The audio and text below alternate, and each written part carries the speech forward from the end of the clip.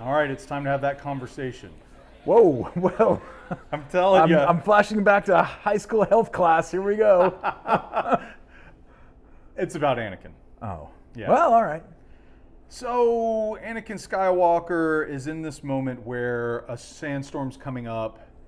He, in his generosity, invites Qui-Gon, Jar Jar, Padme, and R2. Yeah. Was R2 there? Yeah, R2 was there, and then invites them into his home to kind of like hunker down and get past the sandstorm. Yeah. They have, eventually they'll have a meal together. We'll get to that in a minute, but it made me wonder, like, is this really helping his character's development? Is this kindness? Mm-hmm. And so I guess the question, or the way to phrase the question is this a needed thing for the development of Anakin, that being his kind nature? What do you think? I think it has to be, right? I mean, if the object is to go from beginnings to Vader, right? I think that we have to see this Anakin that is kind-hearted. He's the kind of kid that would bring home the stray, right? I think so. And I think not only bring home the stray, but look after the stray forevermore. Yes. And we see that with, taking scrap parts and building 3PO to inviting Qui-Gon and company in. Yeah. I think we have to have something like that in order to see as a measuring stick for how far he goes. I think you're right. And when I saw it originally, I was just like, oh, give me a break. Yeah. Like, do we really have to have sweet little Annie? Right. But I think we do. I think it actually helps Return of the Jedi. It sounds crazy, but one, you need to have a gauge on how far he goes when he falls. Right. But also when he goes back and saves Luke, and ultimately kind of has this redemptive moment. Right. Don't you need these moments in the Phantom Menace of him being kind, helping, almost serving people? Yeah. And it actually makes that moment in Return of the Jedi a little more believable. It sounds crazy, but I almost feel like you need this young child to show kindness. Well, yes, and I would just say, if we flash forward a little bit to Attack of the Clones, when we have Padme and Anakin seeing each other again, and it's the proverbial, oh goodness, like, oh, look how you've grown, Annie. But I think that there's more to it than just look how you've grown up or look what a hottie you are now, right?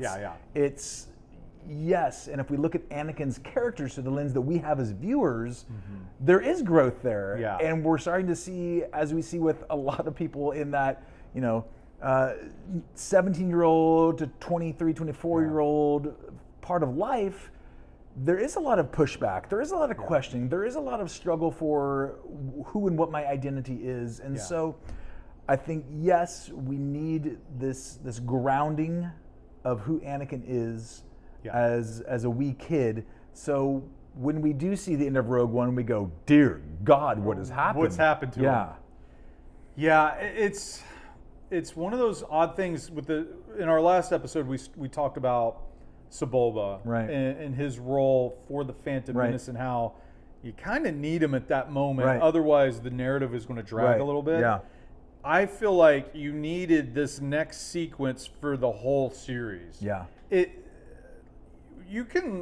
People have critiqued and maligned and attacked the Phantom Menace for a lot of reasons. Sure. Some absolutely fair and, good, fair critique, right? Sure. At the same time, I think people miss the building Lucas is doing in the Phantom Menace for the whole story. And yes, the last scene with Sebulba, it's needed for the Phantom Menace. Right. But this next sequence is groundwork for the whole series. Right. And potentially even into the sequel trilogy. We don't know yet. Episode 9 hasn't come out. But you wonder if there's an Anakin's going to show up again. Yeah. And is there going to be connective tissue all the way back to the Phantom Menace? It's fascinating stuff to think about. You that bored son of a bitch. Oh, sorry, we're still recording. Here's what I think is interesting about that, though, because there's been so much backlash about The Last Jedi, right? Yeah. And similar to Phantom Menace, critique it all you want. Feel free to, right? And at the same time, it's but one slice of a much larger pie. And so even if there are things that we don't like, disagree with, whatever, it could be similar to what we're seeing in Phantom Menace right now with like, oh, now that I have this, and this by which to look at the lens through, back at that scene, oh, actually, maybe it's not as cringeworthy or as dumb as I originally had thought it was. Yeah. And maybe, just maybe, the filmmakers have an idea of what they're doing. Oh, who would have thought? It's the beer talking.